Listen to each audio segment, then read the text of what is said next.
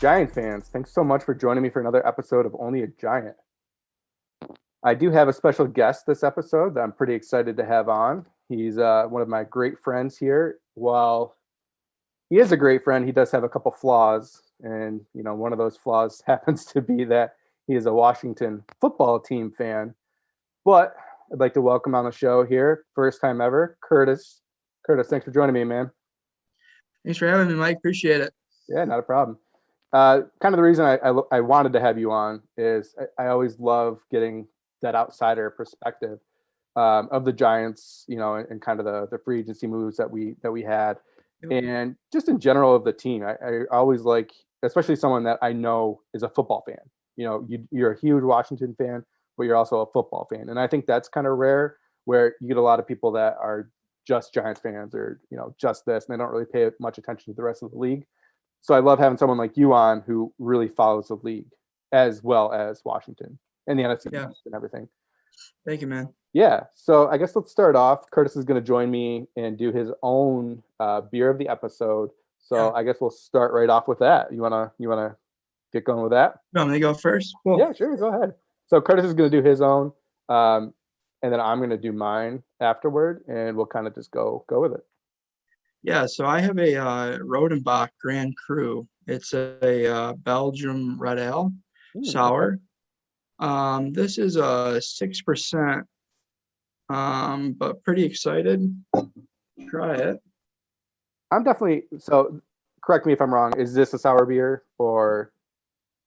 This is a sour beer. Yeah, okay. That's what I thought it was. I'm not a huge sour beer person myself. I do like to try them on occasion. Yeah. But yeah, I'm not a huge sour beer fan. I stick to sours and ciders, as you may or may not know.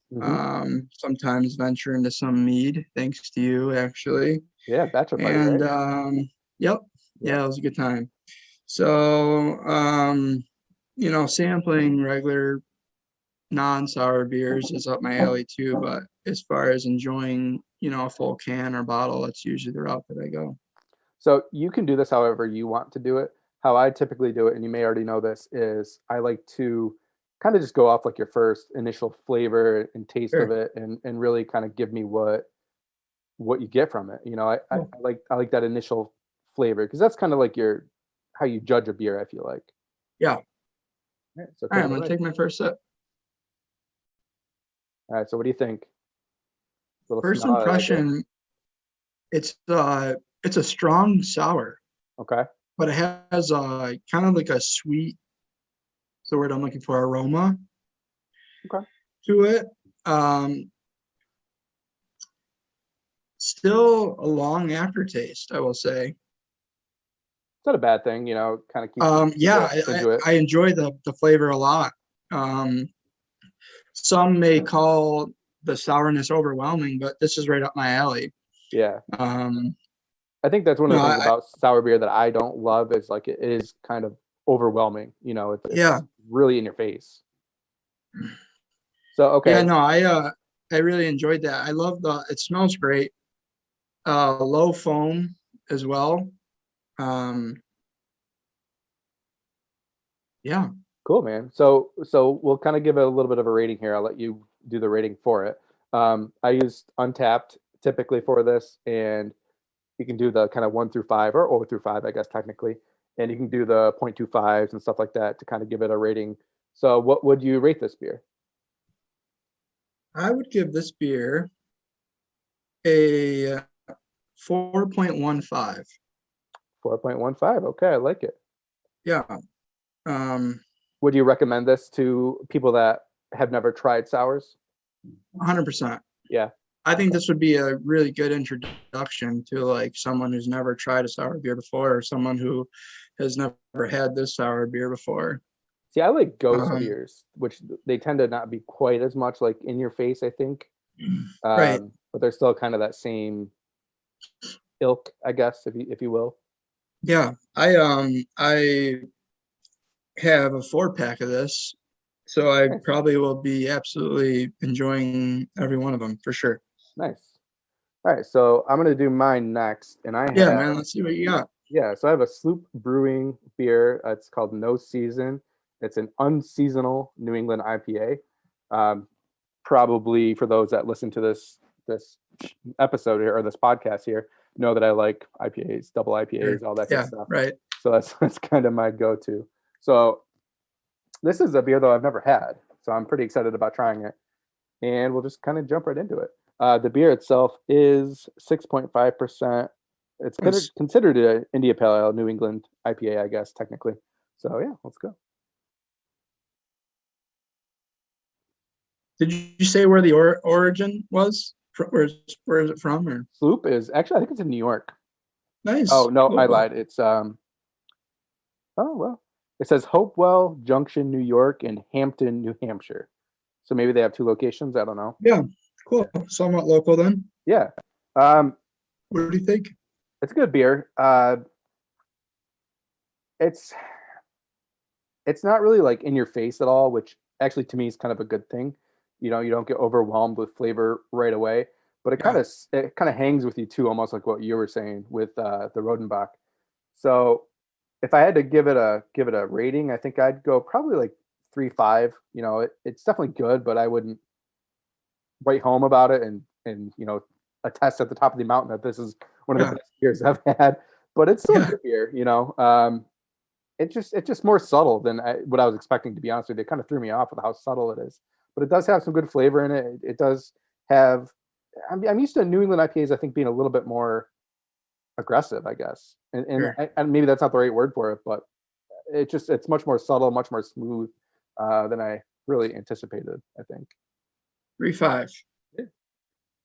All right, man. So let's jump right into it. You know, kind of the plan Cool. for the episode here is I want to go over the Giants, free agency moves, guys we signed, guys we lost, re-signed, and then I'm gonna kind of give you, I guess, my 2 second spiel on it, and I'd love to get your opinion on them, Of course. and then we'll jump right into Washington too, because you know, I think Washington's probably in our division. That's the Giants' stiffest competition this year. You know, I do look at Dallas as kind of being a little bit of a wild card. You don't Yep. really know what you're going to get. Yes, they're getting Dak back, but they were still 1-3 last year with Dak. Right. You know, And if you're being nice, I mean, you could say 2-3, but Andy Dalton finished that game. So really, exactly. Yeah, personally, I'm not giving it to him. I'm But not either, because they were yeah, that game they were getting their butts kicked by the Giants, right. and then Dalton kind of brought him back, and the defense kind of let us down a little bit too. Yeah. But that was Dalton, and kind of, I don't want to say lucky plays because it's the NFL, but it is what Someone it you is. don't prepare for. Yeah, It was a quarterback that they didn't prepare for. So exactly. Yeah. So let's get right into it, and I guess the first move. Well, we'll even start a little bit before that with some of the releases that we had. We released yeah. David Mayo, which you might be familiar with now, Yep. as Washington ended up signing him. We released Golden Tate. We released Cody Core. Any thoughts on any of those? I mean, everyone. I guess I'll say something about Golden Tate to start. I'm not really concerned about the others. Golden Tate, obviously not a great signing for the Giants, but it kind of filled a need right after we traded Odell. And I almost think like it was a way for the Giants to draw a little bit of attention away from the fact that they traded Odell Beckham. Obviously, it's it's still there, but at least they made a splash right after that for the position. But he really just didn't do much for the Giants. He was suspended some. He couldn't get separation. He made some plays here and there. But what do you think? Looking from the outside. Mayo, not someone that honestly, it wasn't a headline release for you guys, nor was Cody Core, I don't believe. And I don't think the Mayo signing for us was like a headline signing either. No, agreed. Golden Tate saved you quite a bit in cap, if Yes. I'm not mistaken. So I think that is one of the big headlines of that release, but I do think it was the right release. You guys had someone that you were that we'll probably talk about a little later, but that you were aggressively looking to sign. Mm-hmm. And you have some really young studs up and coming. So I think those three moves are all the right moves for you guys as far as, going forward and looking forward to the future. Yeah, the Cody Core cut with really didn't mean too much. I mean, he was injured last year. He was a core Yeah. special teamer prior to that, but he saved us like 2 or 3 mil, I think, on the cap. Yeah. And it's someone that he was injured all last year. You know, Yeah. it's tough when you first off you come into a new regime and then you're not there for the whole first year. It's tough, especially when we're looking to be a little bit more aggressive than I thought that we were going to be this year. And then the other thing with Golden Tate too, and people like to hate on the Giants for signing him. You got to realize too, though, I think this ended up being a 3 or 4 year deal. But when you look at the numbers, it was really a 2 year deal. And I think the plan the whole time really was that Years. unless he tore it up for the Giants, he was Right. gone this year. I think that really was honestly the plan the whole time. I mean, you could say there's a lot of a lot of that, just around the NFL. A lot of 3-year, 4-year deals that the intention behind them is not that long, barring a breakout, performance. Mhm. But he had some issues this year too, if I'm not wrong, with He did. Yeah. I don't know, some of it I think even transpired onto the football field, but he had some off the field stuff going on too. Golden Tate did. So I don't know if that was a distraction, but if it is, I don't think that's what you guys are rebuilding, a great culture right now. So any of those distractions to the players, I think, is unwanted. Yeah, he did have some on-field issues this year with shouting at the camera, I think is what it was, saying "throw me the ball," and then his wife going crazy on Twitter about it. The thing I'll say for Golden Tate though is he handled that situation really good after the fact. Now maybe he was just saying all the right things and he didn't really Right. feel that way, and that certainly Right. could be the case. But he owned it, and for the most part, as far as we know, he accepted his role after that and accepted the punishment after that, and you really didn't hear much after that, Yeah. So Right side, for a couple of years, you guys had he was a veteran wide receiver in the locker room, right? I don't think you guys had a receiver, who's been in the league and had as much experience as him.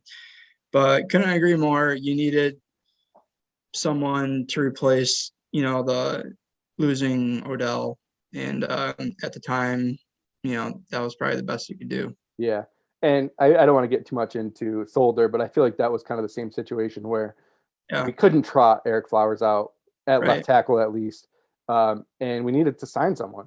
As much as people want to hate on Gettleman for that signing, it would have been much worse had we stuck to Flowers at left Absolutely. tackle. Now, the thing that I don't like, and this is kind of something that Washington did, is you guys tried him out at guard, and he played pretty well for you. We refurbished him. Yeah, and we talked about that a little bit, kind of like me, you, Eddie, and Ryan a little bit. Yeah. Like, why wouldn't we try that? And it just never came to fruition. We cut him, and I think he go to Miami first, and then Miami. Yeah, he got a good deal, from Miami. I think it was a 3-year, like $30 million offer, something around there. And I think hats off. I've seen that we've turned a few guys' careers around or given them a shot that maybe where another team wasn't looking to do so. So I guess hats off to us, but yeah. At least you guys were willing to explore that. And that's where I get a little confused. Like, why didn't we? We clearly had so many offensive issues on the offensive line. So why not? I don't know. It is what it is. Now let's get into some more news that kind of happened. Yeah. And I'm kind of going like a little bit chronologically here. So Giants end up releasing Kevin Zeitler, which cleared up 12 mil on the cap. Kind of a move that it was expected. What he's a veteran. We kind of would have loved to have him there still. I don't know if they approached him as far as taking a pay cut. But it was going to happen, Yeah. Any thoughts on that?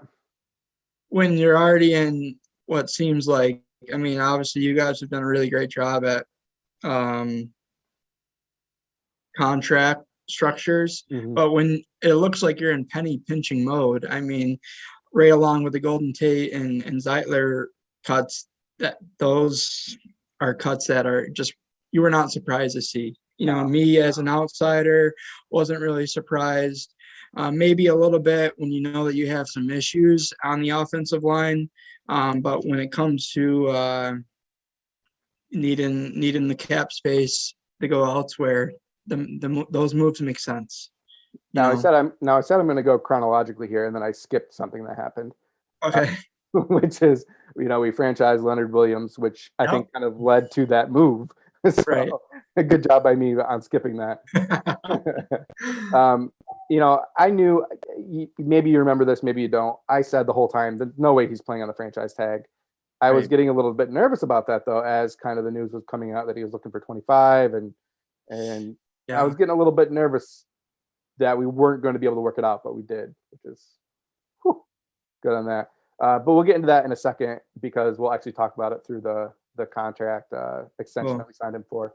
Some other signings, which we're just going to kind of glaze over. Austin Johnson, I think it's a good signing for rotational depth. Guy. Maybe he'll start the season as a starter, but I think one of our other signings will end up being a starter if he isn't in the beginning. We signed a fullback, Cullen Gillespie, Devontae Booker, which is an interesting signing. I'm not going to get too much into that unless you want to. We've talked about that enough. Yeah, we did. Yeah, Devontae Booker coming off of his best season in the NFL, if I'm not wrong. So it makes sense. You guys didn't bring back Dion Lewis, didn't bring back Devonta Freeman as of now, and did not bring back Wayne Gallman, correct? Correct, yep. He still hasn't signed either. Yeah, so you guys needed some sort of running back depth. As hard as it is to grasp, Saquon has had an issue with injuries. Yep. But when he's not, he's obviously a top 3 to 5 back in the league. Mm-hmm. But the past has told that you need some sort of depth, when he's on the roster. So not the worst signing. But yeah. Do you remember that he was with Miami for a while? He split Booker? carries. He split carries with Kenyon Drake? Yeah, Kenyon Drake, yep. I believe he was there. I could be wrong on that.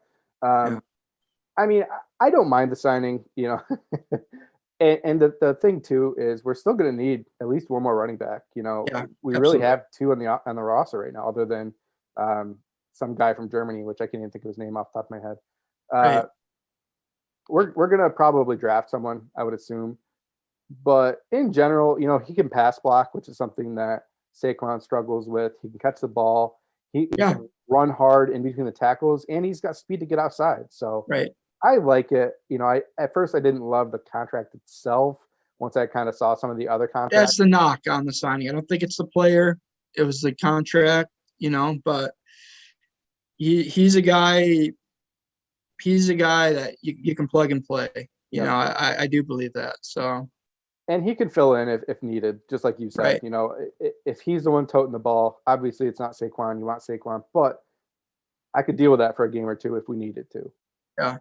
So, all right. So next kind of big signing. I don't know if big's the right word, but a kind of an exciting signing is John Ross. We signed to a 1-year, $2.25 million contract. For me, he's a burner. I kind of said this on I don't know if you heard it or not. I was on Clapback Sports, and I talked about that signing a little bit there. Nice. Where I think he is someone that got overdrafted because of speed. He ran a great 40, and he's just hasn't been a polished receiver. He's had some injury issues, but he is a baller. He's always going to be out there playing if he's healthy. He's going to give you his all, and he could be that perfect, take a flyer on and see what happens. Yeah. There was just some Washington fans, obviously following some social media page. Last year, there was some news that, he was upset with the lack of playing time. And Washington fans are like, why not? Put someone else there that can take the top off of a defense. And then I don't know, maybe a week or two later, I'm sure you've saw this news now that he's signed with you guys, but he was willing to go to the extent of trying out for a different position and on the opposite side of the field, a defensive back, and unfortunately got injured. But for a guy, I mean, I don't know what else you would want from a locker room guy than a guy who's willing to do something probably way outside of his comfort zone to be a team player. So I think that's a good signing for you guys. The money's right too, and I think it's a low risk and potentially high reward signing for you guys personally. Yeah, I agree. And kind of to your point with that, I feel like that's such a Joe Judge type of player, a guy that's willing to go out Yeah, there and play corner if it came to it. And right. and that kind of brings you back to like the New England days, when you had wide receivers out there playing corner. And I Right. don't know if Judge was there at that point or not, but he's a player that is going to give you his all. And if you tell him to go out there and play corner, he's going to go play corner. Yeah. You know? So, okay, we'll get kind of to the next one. I mentioned the fullback already that we signed, Colin Gillespie. Nothing crazy here. I think Yeah. he'll battle out for the fullback spot. He's a special teamer. He's a good special teamer, it looks like. And he's a little bit crazy. I don't know if you've seen any of the videos of him. I haven't. I don't know much about him. Yeah, I mean, as a player himself, there's probably not a lot to know, but he's a little wild. So if you ever want to go YouTube him, and you might Check him see out. some weird stuff. I'll check it out. Yeah. So March 16th is kind of when things started changing a little bit for the Giants free agency, where we signed Leonard Williams to a 3-year, $63 million contract extension. For me personally, I was pumped. I was pretty pumped about this. Gotta be. Done. It's expensive, but signing good players, it's gonna happen. The cap's gonna go up next year. We'll kind of eat it and go. Is he gonna have 11 sacks next year? Probably not, but he's gonna just grow in this defense. And as we start getting better corners, which we'll kind of get to, and maybe some more edge players, he's gonna do nothing but get better. Yeah. What do you think about that, kind of coming from your perspective? Regardless if he was already on your team or not, you guys locked up probably a top 10 player in free agency.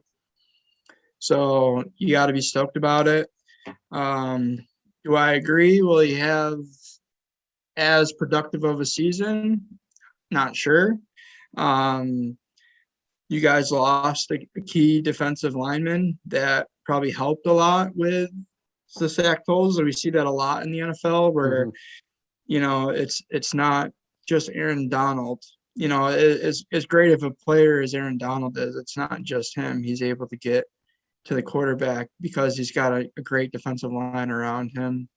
Same thing with Myles Garrett. But you locked up a top 10 free agent. So you got to be stoked about that as a Giants fan and not stoked about it as a Washington fan.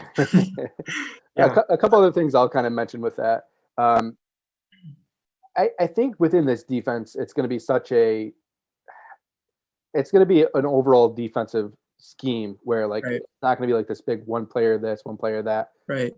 But the other thing I want to say is you kind of mentioned like losing a player, and I'm assuming you're talking about Delvin Tomlinson there, right? Right. Yep. Yeah. Delvin.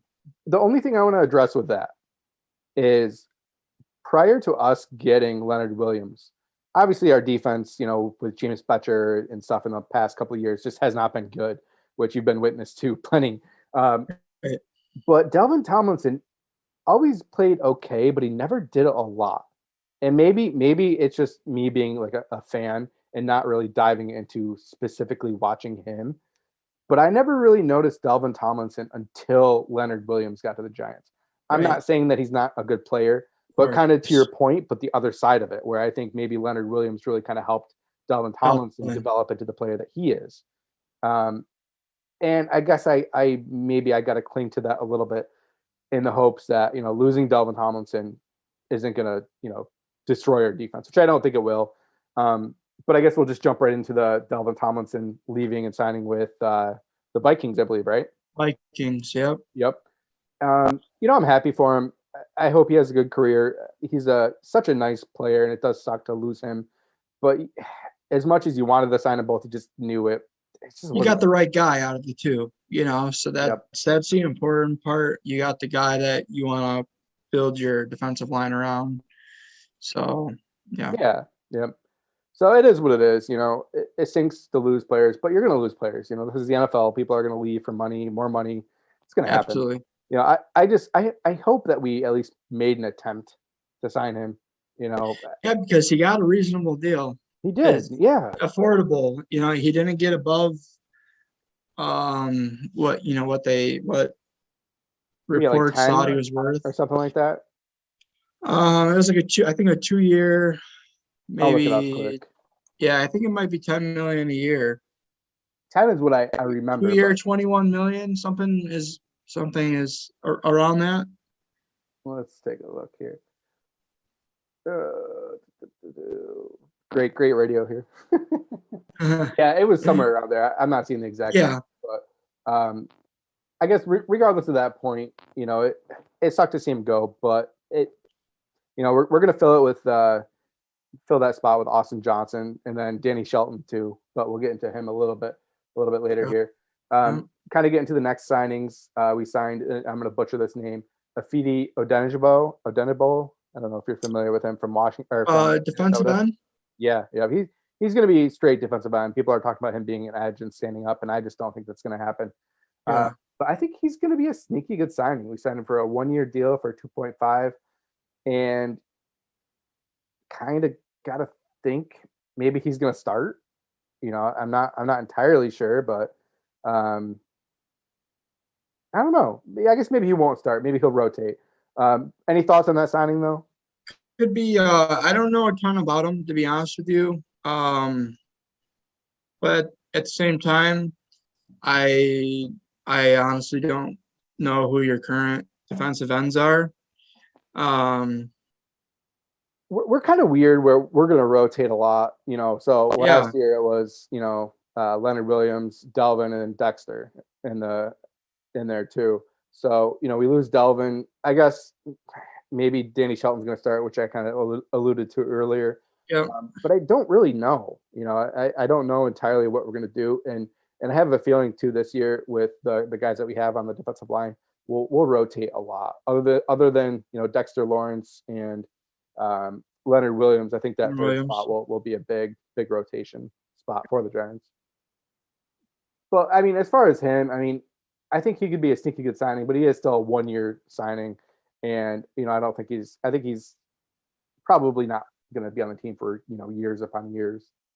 So I'm just going to kind of gloss over him honestly at that point. Yep. Some other signings: Reggie Ragland signed with the Giants for a 1-year deal. Casey Kreider re-signed with us, and then Kyle Rudolph, which I'm pumped about. Yeah.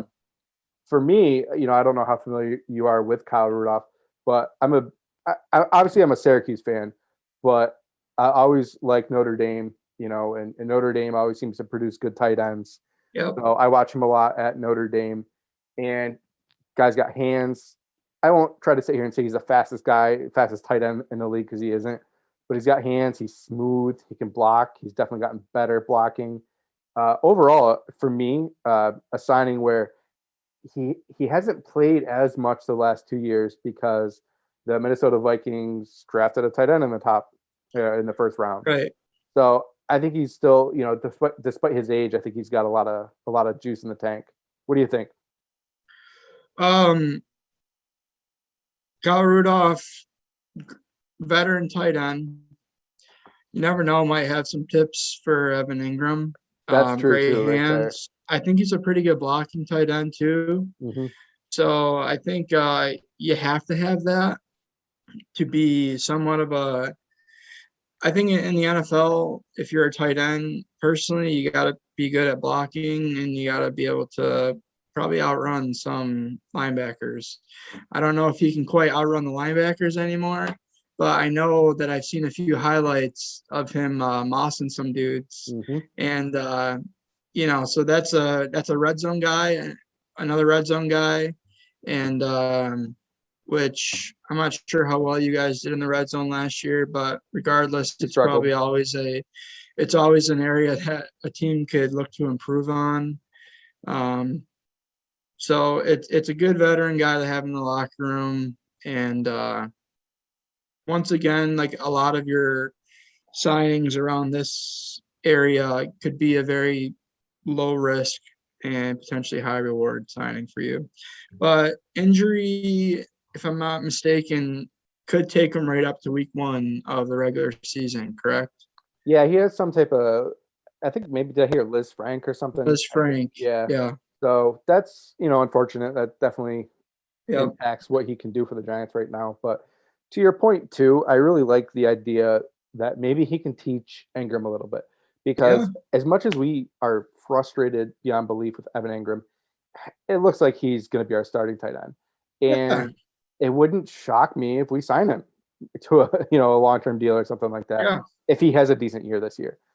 So as much as it's frustrating. The other thing I think of with Ingram is last year he really was focusing on rehabbing, coming back from I think an ankle injury or something like that, and that maybe got away from his his mechanics a little bit. So I think someone like Kyle Rudolph can really help him refocus on his mechanics, teach him a little bit more about blocking and how to block and be successful at blocking. I think Evan Ingram has gotten better at blocking, but he's still subpar. Just, there's really no way around that. Yeah, I don't think why you have him on the field. You have a guy that can, you know, outrun, Safety's no way. 50% of the field. Yeah. Yeah. Um, so I don't know. Yeah, I guess as a Giants fan, you gotta hope maybe he can have some help catching the ball Yeah. from Kyle Rudolph, but because that's really the only thing that Evan Ingram is lacking. So We'll keep moving along here. Giants signed Mike Glennon on March 18th, backup quarterback, and I like it. I'm okay with it. I would have been fine if we re-signed McCoy, but I yeah, also kind of wanted somebody that can win a game if you need to. I know he beat the Seahawks for us, but I think that was more about the Seahawks and not the Giants. And I just felt like McCoy, like he's a decent backup. I don't know. I just wanted a little bit more. I'm not even saying that that Glennon is more, but it just feels like he has a little bit more of an arm. He can throw the ball a little bit more downfield, where McCoy just seems so conservative, kind of, if that makes sense. Even though I felt yeah. like the offense got opened up a little bit in that Seattle game, but I think that was more to do with who was calling the plays.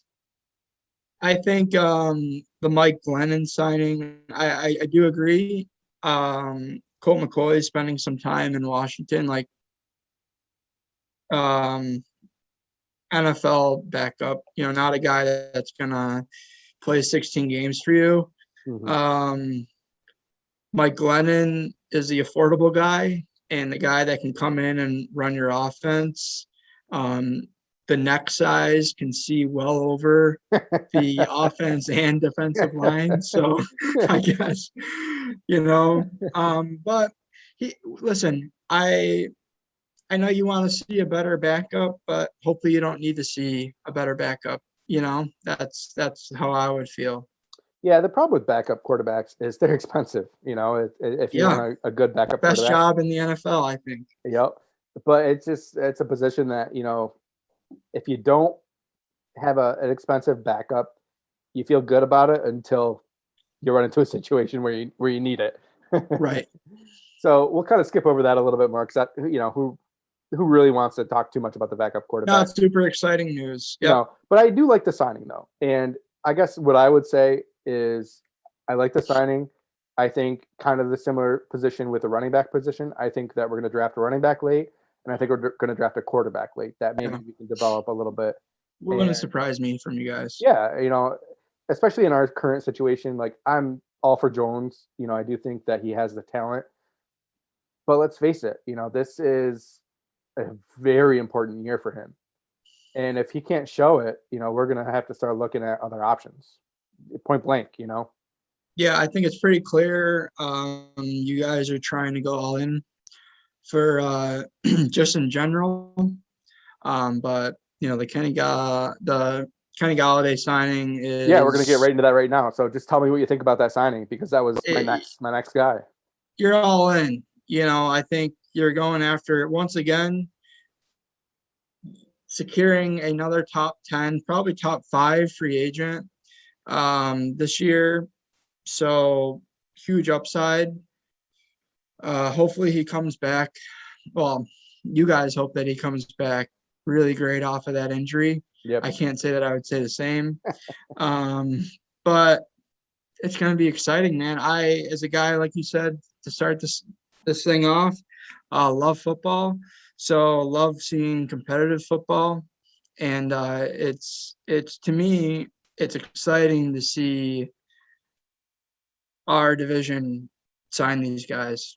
You know, for what it wouldn't matter to me if it was you or Dallas or Philly, and obviously us. It's just really exciting because all the crap we got last year.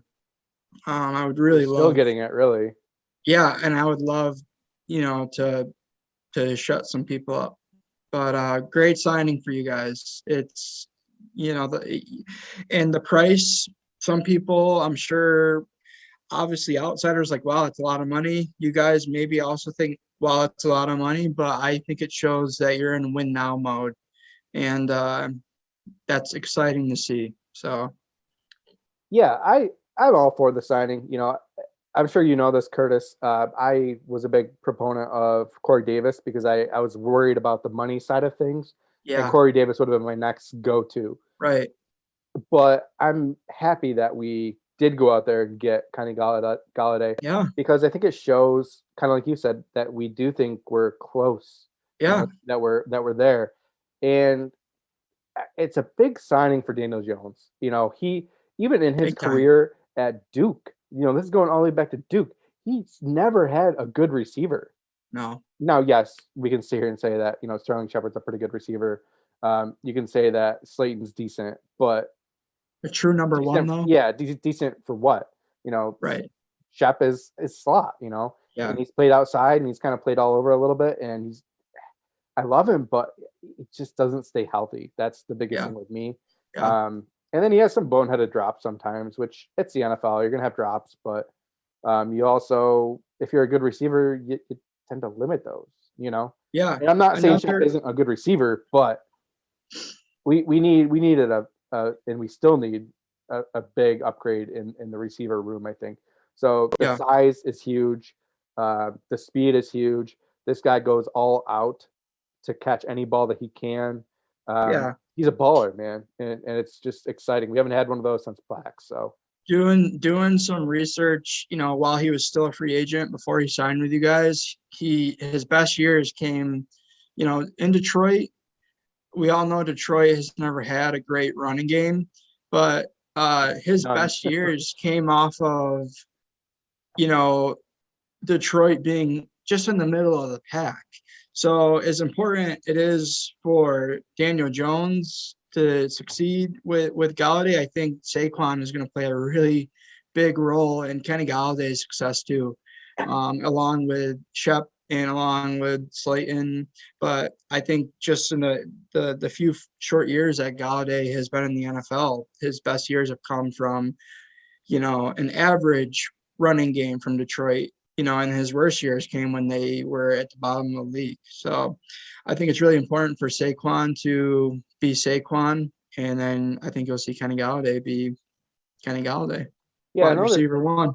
another part of that too is his blocking. Kenny Galladay can block, He's a and good that's blocker. not just because he's a big receiver. He's a good blocker, Yeah. and he might be able to give Evan Engram a little bit of tips. He might be able to help Slayton out a little bit, but he's also going to take some pressure off Slayton. He's going to take some pressure off Shep to where, or John Ross. John Ross Yeah. can get deep a little bit more for us.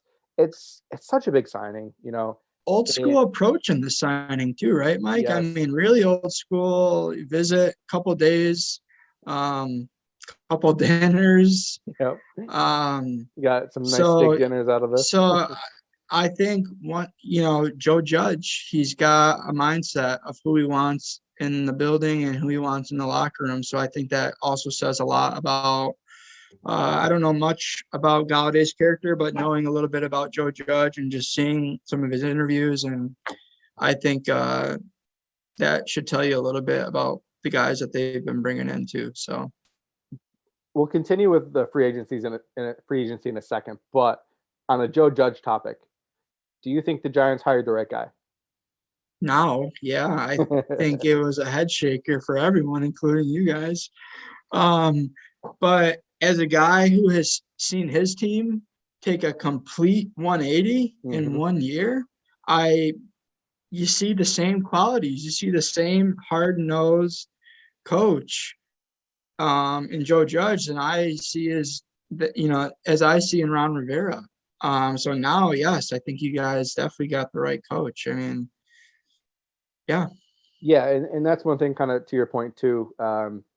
Washington seems to be building the right way for the first time in Curtis. I don't know, man.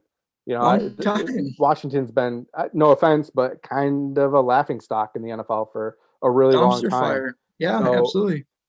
it's nice. I shouldn't say it's nice, but as like an NFL fan, a fan Yeah, right. of the league, it is nice to see them finally heading in the right direction. Riverboat Ron is a great coach. Yeah, You know, had if it was me, I would not have went for two against the Giants in the first matchup last year to win right. the game. Yeah, That's I his nature, think though. while we're on that game right now, I think at that point in the season, we didn't really know what the division was still. So I think you're trying to teach a mentality of, he's trying to teach them that he believes in them Hmm. and that they came to win. So as much as you want to believe that your defense could, keep you in that game and give you a chance to win, had you kick the extra point, I can't say I disagree with the lesson trying to be taught behind that decision. And I think that lesson went a long way. And I believe that. And then after hearing interviews from, players about that decision, I believed it even more, It's kind of like the same thing the Giants were going through last year, learning to win. You know, Yeah. and trying to instill that in your Yeah. players, and getting back a little bit more towards the Giants side of things with the whole Kenny Galladay thing. I love that long process. I love that they had this time to get to know each other. I really trust Joe Judge and what he's doing. And to be able to say that about a coach for the Giants, even it's weird. We haven't really had that since Coughlin, and I don't even know if we Right. really had that with Coughlin. Right. He had a really hard time bringing in players because he had such a hard nosed mentality that not a lot of players wanted to come play for him. Where Joe Judge just seems so genuine. He genuinely cares about his individual players, but he wants them to play for the team. He wants them to Yeah. play for the right reason. And he just loves the game and just seems like such a genuinely good person, which is nice. It just feels good for once. Yep. I couldn't disagree.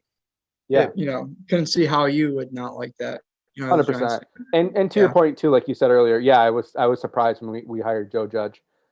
That morning I think we heard that Rule signed with Carolina, Yeah. which is who kind of who I assumed we were going to go after. Um, I was super nervous that we were going to get Jason Garrett as our head coach. Didn't want Yeah. that. Um, so it was kind of like what a couple hours after the How long? I yeah, I I, I don't I don't believe it was long. and then they announced the Giants signed Joe Judge, and I'm like, what? Are you kidding me? Like I knew that we Yeah. we had him in for an interview, but I was like, all right, cool, whatever, just kind of getting people in. Yep. But do you remember his opening presser, man? Honestly, Mike, I don't. No. If you ever get bored, go back and watch that. Like I will. the minute I heard that presser, I was like, oh wow, we might have something here. Um, which is easy to say in a presser. But I mean, if you want to look at Sure. a presser, what's the Eagles coach name? Sirianni, who was The horrible guy at who a looked presser. very scared. Yeah, man, that, that that makes me really nervous for the Philly fans, man, because I would be. yeah, I would be too. But hey, I think that's where hopefully next year, I think Giants and Washington both are probably going to be at the top of the division. It's the way it looks. Yeah. All right. Well, let's get back into free agency. We have Okay. a little bit more to get to for the Giants, and then we'll jump into Washington. Um, Giants sign Ryan Anderson, which you're familiar with him. I don't know Yeah. a lot about him. I do know that he kind of got overshadowed a little bit because of the Chase Young signing and then a switching what you guys switched over to a 4-3-2, I think, right? Yep. Yep. So someone that seems to, be able to drop back a little bit in coverage, I guess, but can rush the passer too. Tell me a little bit about him if you know a little bit. You nailed it right on the head, man. A guy that has been overshadowed by, I mean, what? First of all, one of the many Alabama guys that we've Mhm. brought in, whether it's through free agency, trades, or the draft, um, overshadowed by a bunch of other first rounders. I mean, you had Jonathan Allen, Deron Payne, Kerrigan, the vet, and then you bring in Montez Sweat, first rounder, and Chase Young, first rounder. And but what I will say is when he saw the field, he was pretty productive. Mhm. If you go and watch any tape, I remember a lot of forced fumbles. Carson Wentz, the magician, that's a guy that's hard to sack, especially when he was playing at his elite level that he was just a few years ago. I think he had a forced fumble on you guys. Just has a nose for getting the ball out of guys' hands, whether it's running back or quarterback. To me, unbiasedly, would not be surprised to see him find a starting role on your team. Had a few issues with maybe some penalties, just like illegal hits to the head, stuff Mhm. like that. So maybe discipline was lacking, but definitely a guy that 100% made the most of his play time. Just fell short of depth chart. Just guys that deserved it more than him. Which if you're looking, for us, depth guy, great guy to have in, and probably could start for a few teams in the league. Yeah, and coming to the Giants, I think he'll at the very least be a rotational guy who Yeah, sees significant snaps. Now, I think a lot of what happens with him might depend on where we go in the first round yeah, I or agree. even the second round. But I do think that he has the talent to come in and Yeah, earn a starting spot, depending on kind of what our other young guys are doing. We have Lorenzo Carter coming off an injury, O'Shane Zimenez coming off an injury. So yeah, we have some talent there, it hasn't come to fruition yet. So I think Ryan Lewis comes into a perfect situation where he really could earn some significant playing time, even if we draft someone high. I do still think that he has a chance to earn some time. yeah, I agree.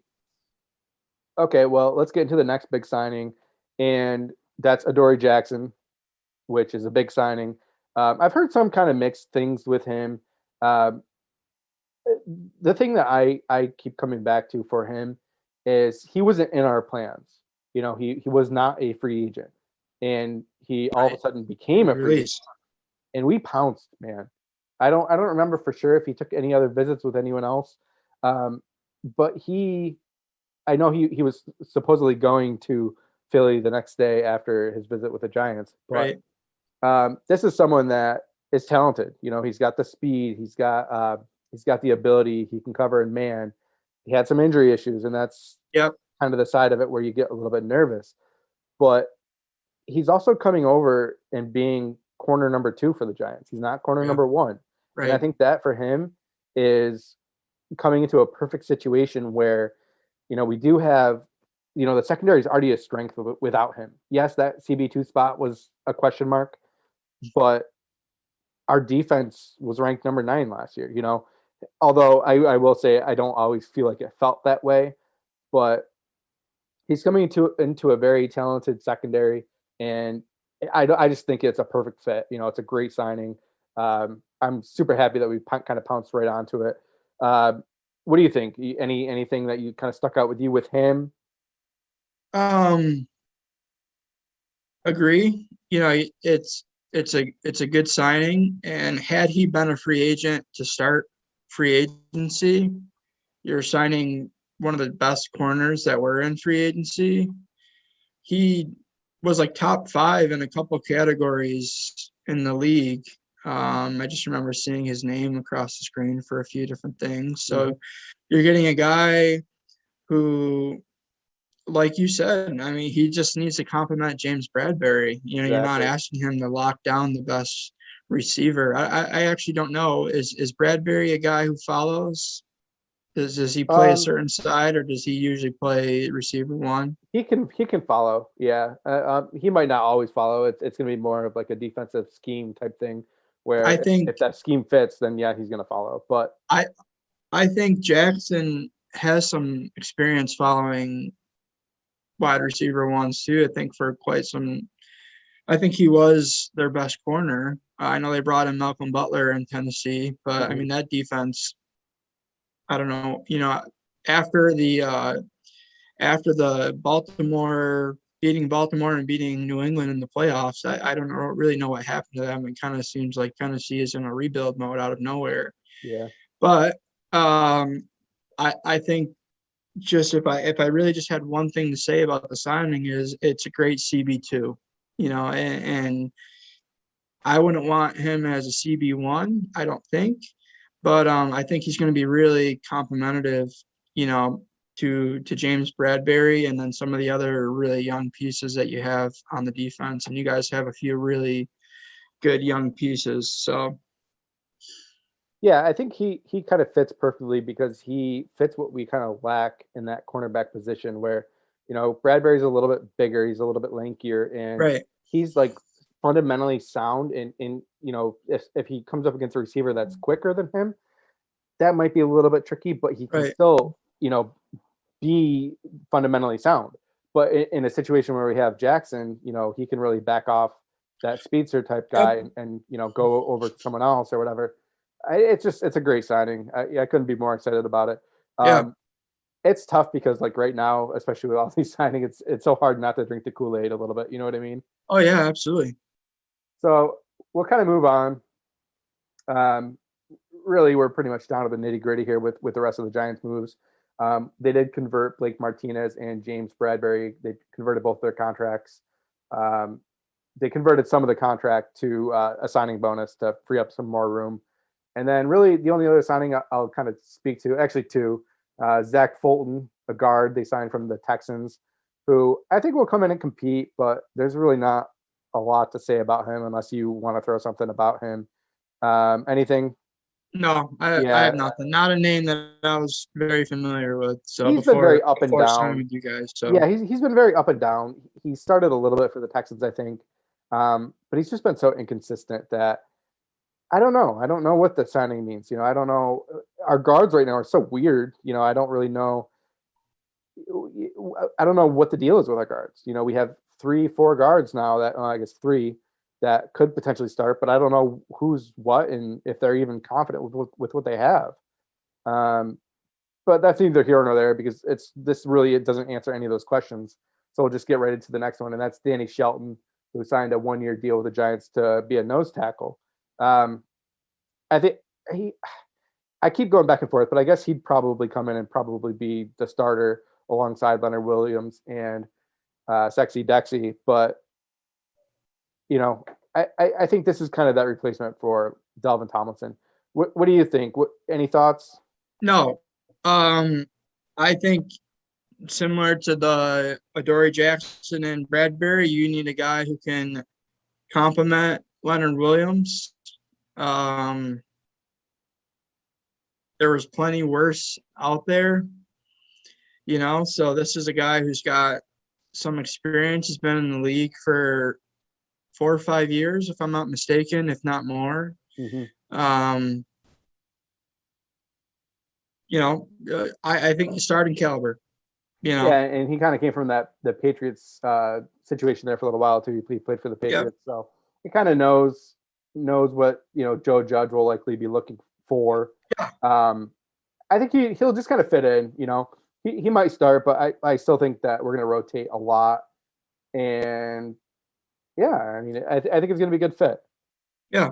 So overall, we'll kind of get into the overall Giants picture right now. Obviously, we have the draft, and maybe we'll talk about that just a little bit at the end. But it's hard to see this team going, 6-10 or 6-11 next year. But I'm not going to sit here and say they're Sounds going to weird. go. Yeah, it does. It sounds really weird. I don't know how I feel about it. Yeah. I'm not going to sit here and say on the other side either, though, that we're going to go 14-3. Yep. So my opinion on it is a winning season. You know, if we don't have a winning season this year, Gettleman's gone, Yeah. and I could see, I don't know, 10-7. That still Best. sounds weird, but 10-7, 9-8, maybe, you know, maximum 11-6. What are your thoughts on the Giants this year? Keep in mind, It's tough right man, now too, just like we said, you know, without the draft yet. Um, but what's your honest, non-biased opinion?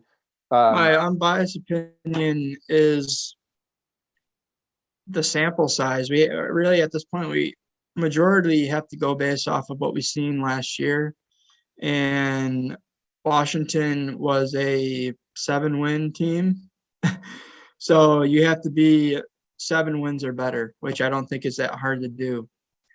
Um, so yeah, it does 10-7 sound really realistic? Yeah, it does, but I don't even know if you have to be that good. Granted, we both of us, you know, Washington and New York have made really great strides in free agency, and there's a great draft class coming up. Yes, there is. I don't know. I don't I don't know if lights out is, you know, how a team will still have to play to win this division. So Yeah, I think until we see it on the field and start saying, okay, we're here, we've arrived, you know, whether it's you guys or us or Dallas comes back from Dak and all the other injuries that they faced, I think I think a 10-win team in our division is very realistic. I think it's more likely to come from you or us, agreed. but I am not yet convinced, although I want to see it, I'm not yet convinced that it's going to take 10 wins to win the division, you know? Yeah, in regards to Dallas, man, I just it's so tough for me to ever really truly buy into Dallas being good.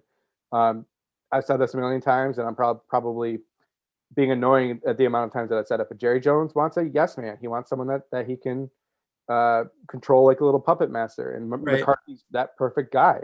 Yeah. You know, he's kind of a bimbo. He's kind of a I just don't like him. I don't think he's a good coach. I did Um, not hate that I signing, didn't you either at the know, coming from time. a Washington fan. You know, I did Yeah. not like, I was like, okay, this doesn't scare me much, you hmm know? So, It, it, it's just tough to watch a football game because, like I said, you know, and I'll preface this a little bit. I'm a Giants fan all the way, 100%. But in general, I love football. I love watching the NFL. I could watch any game, anytime. You know, I was watching a random game the other night, and then I ended up switching it to the Giants Cowboys at the end of the year. But it's just tough watching such an undisciplined football team, and it's like that a lot with Dallas in general, I think. But like how can you play that undisciplined? It just seems crazy to me. I don't know. um, I, I lost you for a little bit. I don't know if it was a connection, but, Oh, um, I yeah, just heard the, it's okay. It's okay. Yeah, pretty much. I was just saying. It blows my mind how undisciplined Dallas is, um, yeah, and to me, it's just weird. Like, how can that look successful? How can you as a general manager be like, yeah, that's what I want, when you know you're seeing boneheaded play after boneheaded play after boneheaded play. yeah, It's just mind boggling for me. I'll never really think Dallas is going to do anything, even if they're 14-2 or 14 yep. and whatever. Um, I'll just, same thing. They're not going to win in the playoffs. They might win a game, but they're not going to make it. Yeah, I don't see them as a team. Even with bringing back Dak, I mean, the week after Dak signed that great deal, there was, I feel like, no murmurs about it. You didn't Yeah, hear about it anymore, and I I was don't pretty think that convinced that they that's weren't going to sign Dak. neither. I honestly, it was a little bit surprising to me. Yeah, So, um, yeah, potential is there, but I just don't. I don't know. not A worried. lot of not worried. Yeah. All right, so let's jump over a little bit. You know, we hammered the Giants pretty good, but we will talk about the Washington football team. I said it Mhm. right for once. Woo! Yeah, Um, I, I I mess that up all the time. Anyway, Okay, man. I don't have like the chronological order of the signings, Okay. so we're just kind of going to go with the best of the best and kind of go down. And we'll start off with Curtis Samuel. Big signing for you guys. Someone that I thought the Giants would certainly target. Signed to a 3-year, 34.5 mil. Tell me about him. What do you think, man? Really excited. You know, well before that this was a guy, like obviously, yes, Kenny Galladay, you want to grab him, but Samuel not only seemed like the realistic guy, knowing the background, with Ron Rivera there and then the Carolina background. We also tried to trade for him last year. And now that we have some more Carolina people in our building, I think that is the reason why it didn't happen last year, but also the reason why it happened this year. Right. He's a guy that, even though he was a wide receiver 3, definitely last year, and then probably wide receiver 2 a couple years before, made the best of his playing time. I think specifically last year being with DJ Moore and Robbie Anderson, just a really dynamic player that I'm really excited about. And I think it's exactly the type of player that Terry McLaurin needs to be a true wide receiver 1. And not that I don't already think that he is, but I think teams are going to have to game plan a little differently now that he's on the roster. I don't think that they can just shadow Scary Terry's side of the field anymore. Yeah. It's tough because, like, if you want to like tier the free agent wide receivers, yes, you're going to throw Kenny Galladay, Allen Robinson, kind of up on the Yep, Corey higher tier. Davis. Yeah, exactly. But like to me, Curtis Samuel is kind of like his own category I because agree, man. he's so talented. He has the background of being a halfback, and he's still learning the wide receiver position, you know, Yes. and he's proven that he can be very dynamic. So it's Yeah. tough to really lump him in with the other wide receivers. And I just think that I don't love the signing because I don't want to have to face him with the Giants. Right.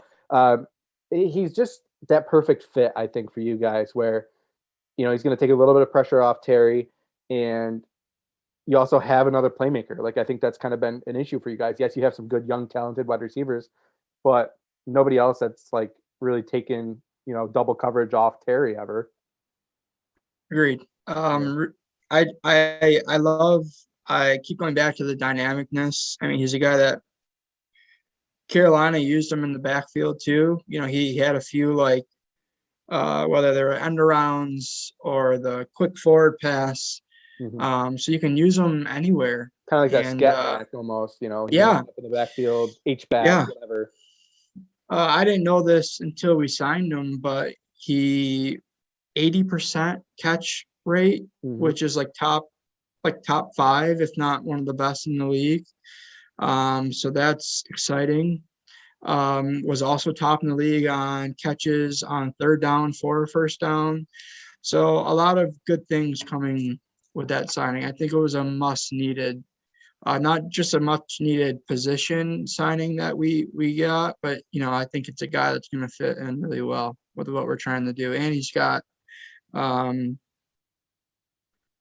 he has he's worked with a lot of the guys that are in the building already, seeing how we've brought in a lot of Carolina people.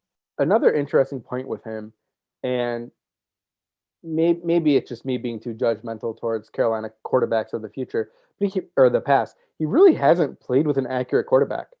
I don't care what you want to say about Teddy Bridgewater. He's just not that good of a quarterback. I agree. Cam Newton is not accurate. Agree. So it's kind of interesting, and maybe we'll get into Fitzpatrick here in a moment. But he really hasn't played with an accurate quarterback. So it also kind of means like the sky's kind of the limit towards what he can do, right? I agree. So, well, we'll just get ready to ride Fitzpatrick. Yeah, let's go, man. So for anyone that doesn't know, Curtis and I have had a little bit of a debate on Ryan Fitzpatrick. And I guess we'll preface this. I'll tell you what I think, and I'll let you answer. And sure. Yeah, go ahead, man. Maybe I'll mute you and see what I have to say. So, I don't hate the signing for the Washington football team. I don't. I just think that he is what he is. He's a traveling quarterback. He's never really stayed anywhere for any length of time. He's never completed a contract. He'll come in and he might win you some games, but I'm personally not scared of him being the reason that you guys win the division, or you know what I mean? Like he's gonna do decent. He's gonna have some weapons, but he's always had weapons in his career. I feel like, at Tampa he had weapons. Dolphins he had some weapons, I guess I should say, but he's just not someone that scares me, honestly. And the other side of that too is he's not your long term solution. So Yes. you guys still need that. And for me, okay, maybe he's gonna do decent this year for you guys and lead you to a winning season. What about next year? He was contemplating retirement this year. That was something that was well known. So what happens? Is this just a 1 year thing? I think it's a 1 year deal. So okay, it's a band-aid. Are you guys going to draft someone this year? What's going to happen? I mean, I know you're pumped about the signing, so I guess tell me what you think. But I'm not overly blown away. It's a 1 year fix, and he'll be okay. I think I out of who is left, I am pumped about the signing. I think really upset to see that we had a pretty decent offer for Matt Stafford, which you may have or may not have seen. That would have been What was the offer? That would have been my. I don't remember what the offer was. It was like a first and a third. Yeah. So pretty similar to what I think it was pretty similar, right in the same ballpark as what, other than Jared Goff. Yeah, so they got Goff, which I think ultimately that is what sealed that deal. But I think he is an upgrade from who we had on our roster last year. I think he's a guy that has experience and that can come in and play now, which I think you and us are in the same mindset about, is that we think, like, both of our coaches think that we're close. Mm-hmm. So I think the win now mentality is real. Pre-Alex Smith injury, not an upgrade on the roster, but from what we had last year with the forward quarterback carousel, that was just absolutely nuts. I think that this is a guy that you're willing to take a gamble on. I think his last couple of years, especially last year, where I think he should have played more, was put in an unfair situation, but he was trending in a good direction. You never know what version of him you're going to get. So, yes, he may win you some games, but unfortunately, you're going to take the good with the bad, and he very well could lose you some game. He didn't get the name Fitztragic for no reason. But you're getting a guy that leaves it all on the field, and I think he fits the criteria of the culture that we're building. And even if it is a bridge quarterback, without knowing what we're going to do in the draft this year, I think this is really just let's get a guy in here who has some experience and has won some football games. And that's really it, man. I like that it's an upgrade from last year. Yeah. So that's really it. I'm not in love with the signing, but I can't say that I hate it either. I'm comfortable with it. Two things I'll say about it. At least he's someone that will push the ball down the field for better or for worse. That was always an issue with Alex Smith. So, at least he'll take chances, but that you kind of got to take the good with the bad with that. Right. And then, at the other side of it, I guess, because I feel like I'm kind of dumping on Fitzpatrick, or at least the signing. The person I love Fitzpatrick. He's a baller. Just a great dude too. Like someone that's easy to root for. He's cool. Yeah. He's a cool dude. He is. And he's so he came out and did that earth. Djax interview with like the Djax chain. That was baller, man. It was. Like Conor you don't McGregor, see that. So yeah. So at least that's easy to say. Like I do like the person, it's just, what do you think the long-term plan is at quarterback though? Dude, that's tough. It's really tough to say. You don't know. I mean, Ron Rivera just had a press conference this week, there apparently will be a competition.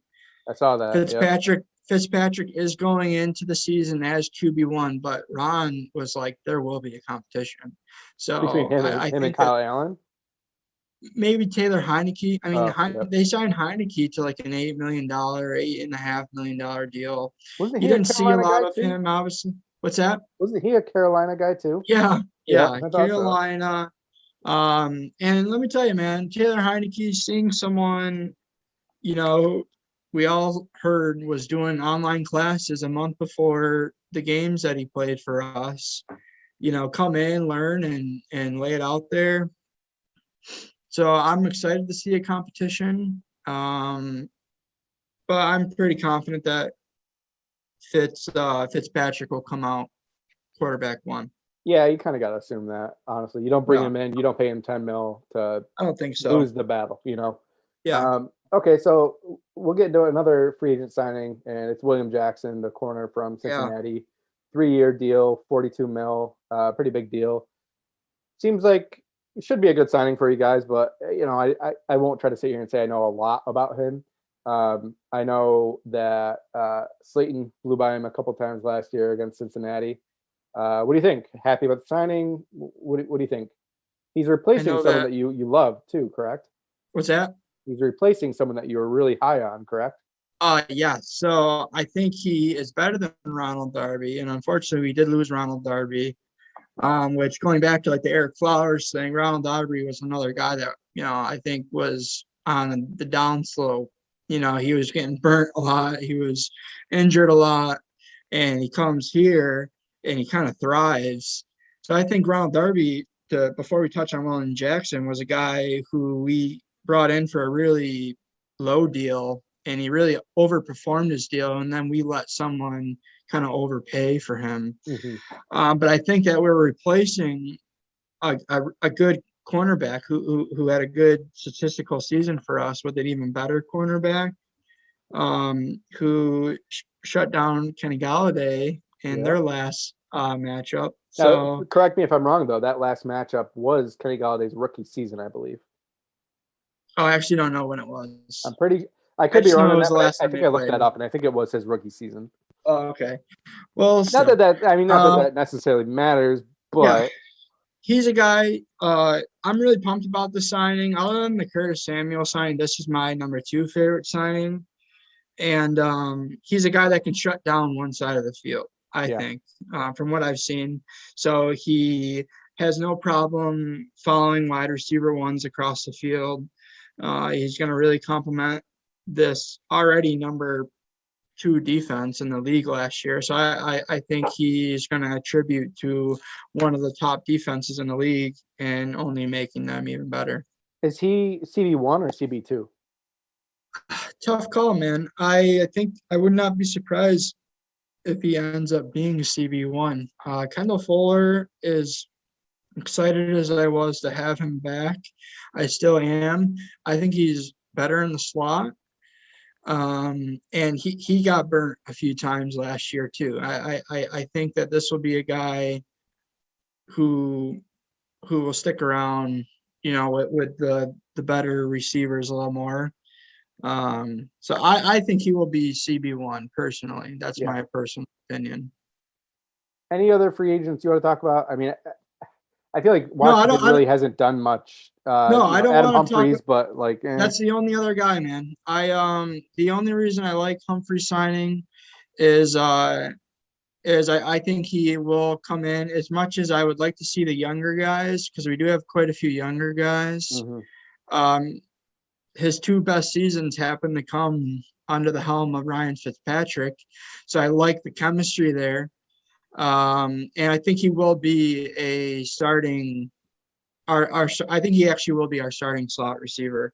So I like that. I like that there's familiarity with the quarterback. And then the only other guy I'll touch on is Daryl Roberts, cornerback signing. Mm-hmm. Just going to be a depth guy, but a pretty fast guy. Has actually struggled a bit when started games, but he's probably a better than halfway decent CB3. But that's really it, man. Yeah, other than Fitzpatrick, Jackson and Samuel, not too many big splashes. Ron Rivera said we may not be done in free agency, but I don't think we're going to see anything until after the draft, personally. A different topic. What's going on with a certain guard for the Washington football team? Oh, yeah. So actually, Yeah. John Kime, he's our the ESPN analyst who follows Washington, apparently reported that Brandon Sheriff, our right guard, Pro Bowl right guard, has turned down a couple offers from Washington that would have made him the highest paid guard in the league. Wow. And concerning, I will say, because like we've talked about a few times, we're building something special here. And when you have someone who has vocally said that they would love to be a part of this team for the rest of their career, and you hear that they're turning down obviously great money, concerning. You wonder if there's something else behind that. So I guess we'll wait and see what happens. He's a really, really big part of this team. Washington had a very sneaky, I believe, sneaky top 10 offensive line last year, and he's a big part of it, even though he did miss some time. And for someone who has missed some time in his career, it's surprising to see you not take a deal because, yes, you're a Pro Bowl caliber player, but you also haven't shown that you can play all 16 games yet.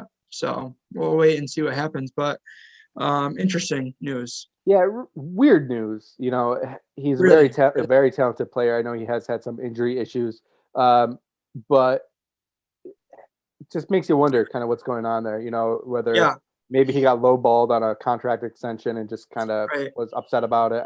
I don't know. Okay, well, good stuff. What do you think? You know, we kind of touch on the Giants overall. You know, before the draft, what do you think? Where do you think Washington ends up at the end of the year? Oh man. You said they have a Once tough again, schedule, correct? yeah, man, really tough schedule. We have we playoff rematch with Tampa Bay. We have Kansas City this year. Um, I think we play the Saints Yep, you play the Saints. this year. Saints, Chargers, Seahawks. The 17th game added for us is the Bills at Buffalo, which I Mhm. probably will be attending if they're having fans. Not surprised to see another Carolina game in there. Green Bay, Vegas, Raiders. And then we have, obviously our division games, which is really one team I'm concerned about, and then another that could be a potential dark horse. If you I had to put think like an overall number, what do you think? General, games. yeah, wins. Wow. I think we can win 9 to 10 games this year. Kind of similar with Uh, what both of our thoughts for the Giants. Probably not Yeah. any more than that. I would be realistically surprised to see us win any more games than 9 to 10. Um, Tough schedule, man. I mean, a lot of playoff teams. So we'll see what happens, but I'm excited for it. Yeah, man, definitely. It's gonna be a fun season this year. Yeah, we'll be. Hopefully it'll be nice to see the NFC East rebound a little bit. So it's not. I hope so. I'm rooting for it, man. I don't Yeah, care who it is, but I want to see someone, start I mean kicking it ass. happens. You know, I think it was NFC. Was it the West? Not too many years ago that was having a really, really, well, maybe not a couple years ago, but a little bit longer. But they were really bad, and they had a losing team win their division too, I believe. Yeah. Yeah. All right. Well, that's pretty much all we want to talk about as far as free agency. I did want to cover a little bit of draft news, and that news involves the San Francisco 49ers acquiring the number 3 Oh pick, yeah. yeah, from the Dolphins. And then right after that, the Dolphins trade from 12 back up to 6 with the Philadelphia Eagles. So some kind of big news there with the draft. What do you think is going on with San Fran? Are they trading up for a quarterback? What do you think? I think he gotta be, man. And the only thing I can I don't I'm uncertain of is if it's the quarterback of this year or the quarterback of maybe the future for them. And I think I don't see them trading that much draft capital for any other position other than the most important one on the roster. So I think it's a really exciting move. I think Miami's move back in the number 6 is also really exciting. I think seeing Philly drop to 12 is really exciting. But man, I haven't stopped thinking about what San Fran's thinking at number 3. I think it's going to be. I don't think we're going to know until draft day, man. I don't. I don't think we're going to get anything until then. Yeah, it's tough because they gave up a lot. You Yeah. trade away 2 future first round picks. I think they maybe a third this year too, or something like that. Yeah, I think a first, a third, and then 2 other firsts in 22 and 23. I'm Yeah, pretty exactly. certain on that. So it's just really tough to see that without having a quarterback in mind. Yeah, And you got to assume that it's, Zach Wilson, or, I've heard a lot about Mac Jones lately too. But it just, I don't know. I think it was JPA Football on Twitter that came out and reported that San Fran said that they're not trading up for a quarterback. And I'm like, okay, but can't believe yeah, it. yeah, you are, like I don't Yeah. buy that. I don't know. What do you think it's Zach Wilson that they're looking at if the Jets don't draft him, or I think you're nuts or not Mac to draft Jones? Zach Wilson if he's there. I don't care who you are. That's in that top 10. But oh man, I think I think it all comes down to how honest Kyle Shanahan and the rest of the bigwigs for San Francisco are being. If it's if truly they do feel comfortable with rolling out Jimmy G this year, I don't think it's Mac Jones. If they are being honest with that, I think we could see Trey Lance. I think we could see Justin Fields. Um, and that's considering if the Jets don't take Zach Wilson at 2. I think if Zach Wilson's there, I'm not sure if you saw, but Zach Wilson wants to be in San Fran. I think he's Yeah, I heard came that. out and said that. So I don't know, man. This is really exciting because I think I really credit the Dolphins for making this move too. Because I think they're still going to end up getting their guy at 6 that they would have taken at 3. So good for them, Yeah, which is Jamar Chase. But they certainly could still get him. Yeah. I think so. Yeah. But I don't know, man. Really excited. So I just want to throw this out there. As far as like rating prospects, um, NFL Draft Bible is what it's called. Um, has Mac Wilson? Sorry, I keep saying Mac Wilson. Clearly not Jones. Mac Wilson. Mac Jones rated as a 25th overall prospect. Now I don't know if anyone's familiar with the NFL Draft Bible. The guy's name is Rick Saratella, and he was actually recently on the Giant Insider and kind of gave some interesting tidbits about DeAndre Baker and some stuff about Micah Parsons, which really kind of resonated with me because obviously, DeAndre Baker kind of was a bad fit for the Giants, and then Right. Micah Parsons is someone that I've kind of been high on, but I knew that there was character concerns, and it really sounds like those character concerns are warranted. But everything that he was saying on the Giant Insider podcast really seemed to hit home, and he kind of really seemed like he knew what he was talking about. So to see Mac Jones sitting at 25 on his big board, and then even Trey Lance sitting at 20, man, do you really trade up to pick 3 for either of those guys, or do they No. have inside knowledge thinking the Jets really aren't going to take Wilson? Sorry to put you on the spot if it is Mike, but does he have maybe where he has Justin Fields ranked or no?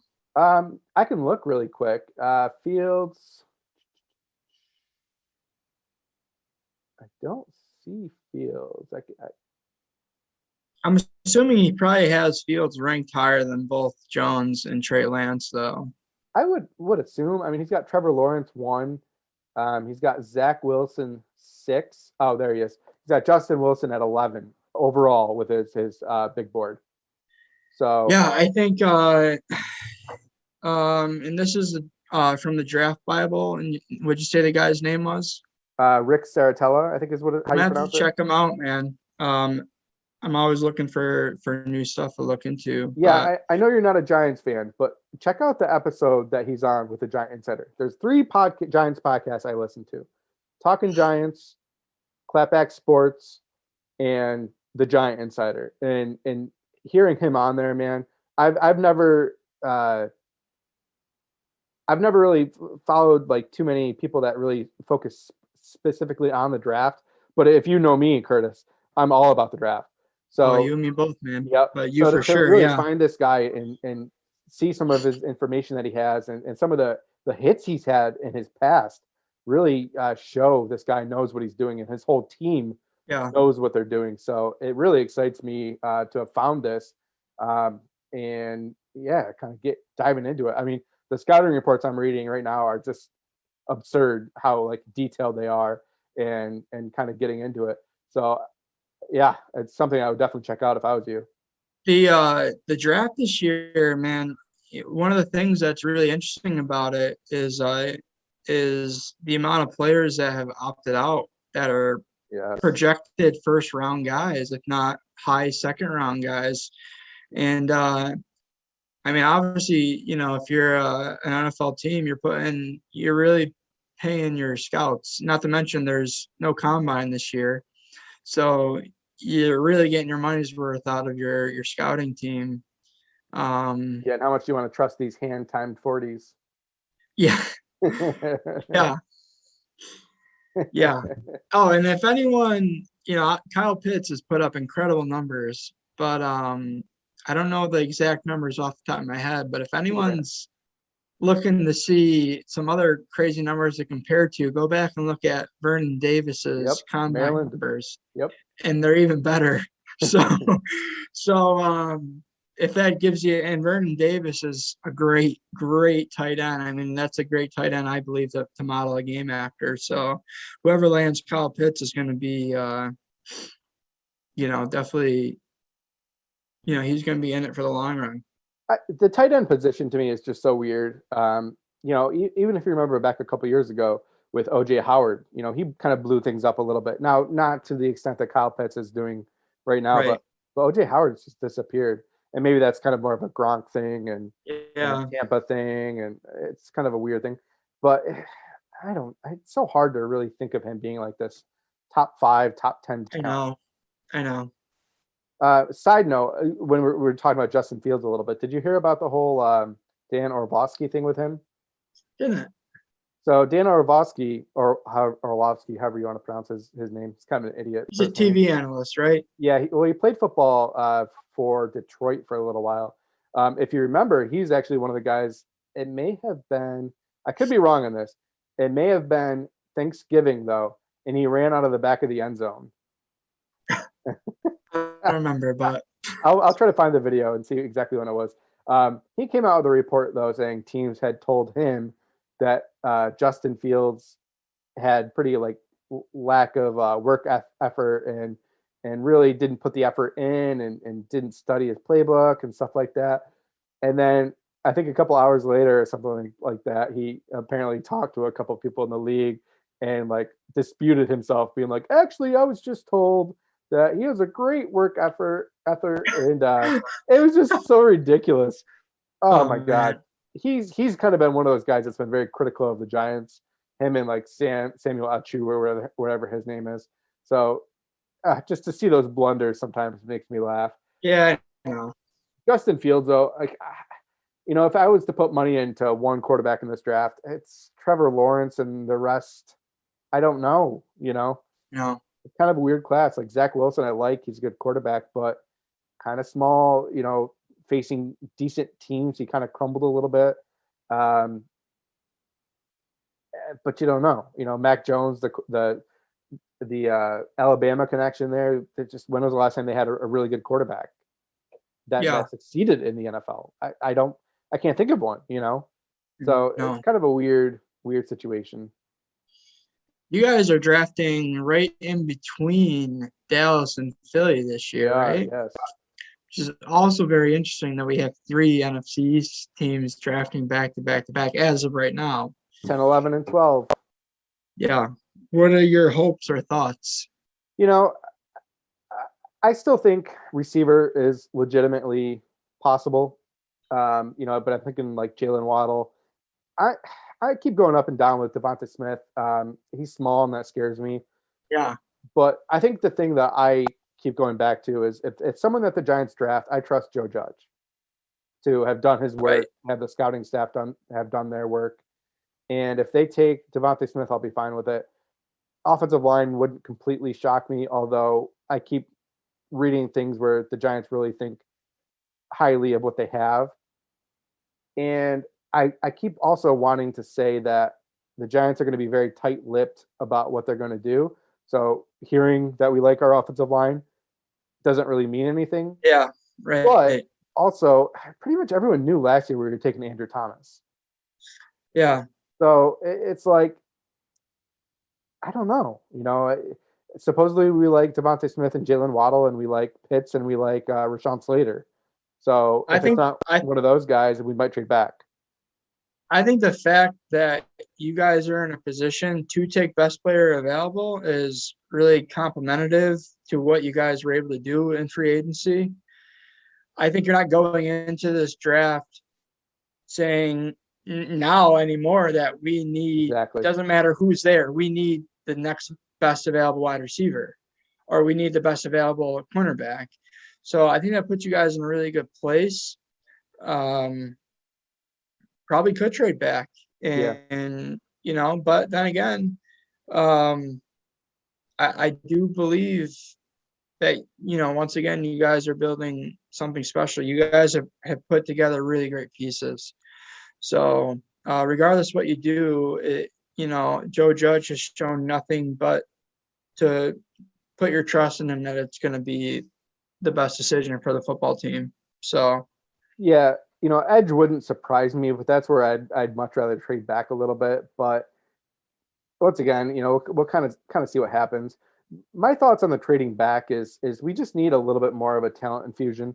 We're getting better, but we're still kind of behind on that like talent infusion type thing where we're not deep. We still lack depth on the team, and injuries will show that. So trading back and getting an extra second rounder or an extra second and third or something like that is going to do nothing but help this team. But it just depends on who's there and kind of how far back we go, because I don't want to trade back to 31st or 30th. But yeah, it just depends kind of on who is there and who's calling, if anyone. Yeah, right. Edelman's never traded back, so it probably isn't going to change this year, but also I think Judge has a much bigger say in what's going on overall. So I think if Judge is all about it, it might happen this year. Wait and see, man. Can't wait for it. We're less than a month out. So yes, man. So Washington, we'll finish up with that, where they're at, I think, pick 19? 19. Yeah, 19, yep. That's kind of a weird position because I know a lot of that's really going to depend on how the rest of the draft plays out. If quarterbacks go heavy, there might be some good players that fall. With the guard situation, is there someone that you're looking for at 19, or so pre Brandon Sheriff news? Loved what I've seen from Notre Dame linebacker Jeremiah Owusu. I think he would just add to the dynamic defense that we've been building. Post Brandon Sheriff news, not knowing what about that is legit or not, I really wouldn't be surprised. Outside of a couple of our linemen, most people couldn't name, although we had a great offensive line, most people couldn't name the whole left side of it. Right. So I would not be surprised to see them go with an offensive lineman. You've probably seen that Vera Tucker has gotten really great grades. He might not slide to 19, but if he's there, I think it might not be a sexy pick, of course, but I could see it being a right pick. But I think defense wins football games, and I know it won us a lot of football games last year. So I still wouldn't be surprised to see them add to that linebacker core. Yeah. Is there someone specific that you want for the linebacker core? Just the Jeremiah Owusu, the Yeah. Notre Dame linebacker. Yeah, He's talented. he looks really good. There are some sneaky good linebackers in this draft class that might go a little bit later. But then to your point too, with Vera Tucker and like Rashawn Slater, those guys are just like shooting up the boards right now. Yeah. And they're both players too that are tackles, but they kind of show that they have some short arms, and that's kind of a big thing in the NFL with tackles. You know, you kind of want the more length. I think they measured in at like 33 or 32 when you want, 35, somewhere around there. Yeah. So they could be people that kick inside. You also have these guys that every year there's someone that blows away a pro day or at the combine, and it really drives their draft stock up. I think last year 2 years ago, that was Montez Sweat for us. Outside of the medicals, man, what a combine. And you and I and a couple of us were watching the draft together, and we traded back into the first round. I was pretty certain it was going to be for DK Metcalf, and I can't say I still don't wish it wasn't. But right. I'm really happy that it was, that Montez Sweat is the pick. And you talked about one of the best, if not the best, front four in football. I think that's what we're building. And I think the linebacker position, if we're just talking about defense, is probably the biggest area of weakness for the team. I want to end on this note, and maybe I don't mean to be negative towards Washington, but I feel like it's going to come off that way. You guys won the division last year, and yeah, you guys have a great defense. But how was our pitiful offense able to move on you? And the defense just didn't seem to like have as much of an impact on the Giants, where like lesser defenses had more of an impact. And that sounds terrible. Doesn't, man. But it's just so weird to me because it is a great defense. But I felt like we threw you guys around a little bit at occasion. You guys, to me, if I remember correctly, what happened to us almost every game this season is started off very slow. Mm-hmm. And you guys came out to very, firing on all cylinders very quickly in both matches. And, we stepped it up in the second half. I mean, both games were decided by, I think, a 3-point game and a 1-point game. Mm-hmm. But yeah, unfortunately, we saw a lot of that is the really slow start. And I don't know what the hell goes on in the locker room at halftime, but we were a completely different team. And unfortunately, we were on the wrong end of too late, too late to make the comeback, to stop the bleeding, But no, I thought the same way. Even when you hear all the analysts raving about the stats of our defense, you're like, are you sure this is the number 2 defense? Like, mm-hmm. It seems like we're down. I didn't think they were that ranked that high. We had that conversation. Yeah.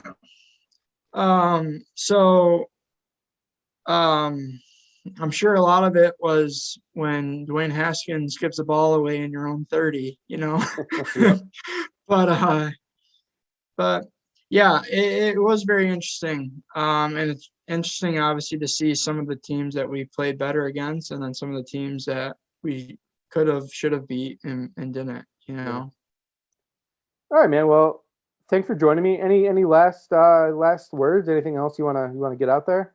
No, man, this has been a lot of fun. So I really appreciate you having me on, and hopefully you can do it again someday.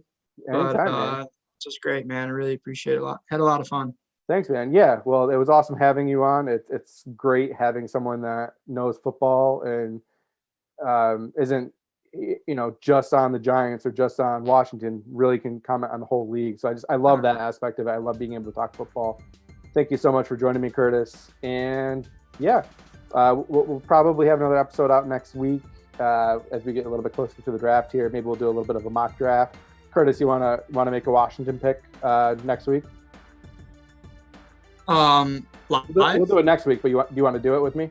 Oh yeah, man. Let me know. Cool. All right.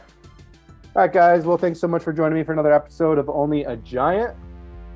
Let's frickin' go. Let's freaking go.